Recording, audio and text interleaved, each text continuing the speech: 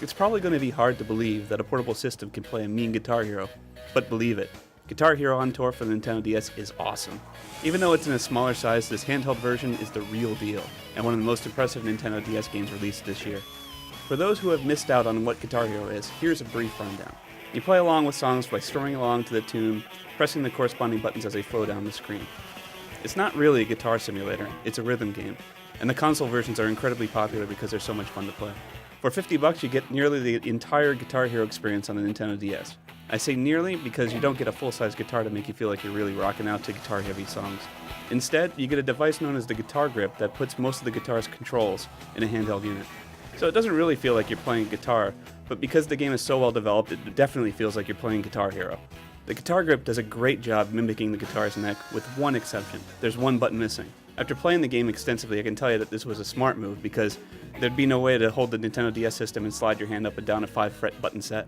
Instead, you've got a fret button for each finger. Yeah, it'll make the game easier for you Guitar Hero gamers who can already rock out an expert, but trust me, this game isn't easy by any means. Hardened expert will still give you one hell of a challenge. Guitar strumming is handled on the touchscreen by stroking the stylus pick against it. I have to say the strumming really makes the game because it's incredibly responsive.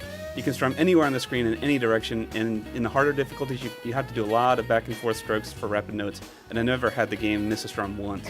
And even though the whammy control shares the touchscreen, it's melded into the controls extremely well and it's very intuitive.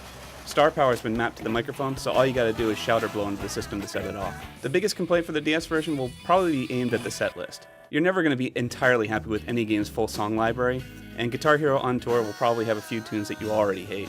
It's definitely not as hardcore as the console version's library, but you know what? Those songs that you hate are still a lot of fun to play. I can't stand Steve Miller, for example, but I love playing Jet Airliner. There are 25 full songs in this game, easily an hour and a half of excellent quality music, which is pretty amazing considering this is the Nintendo DS. There are songs here from Red Hot Chili Peppers, Smash Mouth, Kiss, the Doobie Brothers, so you'll easily find a favorite tune.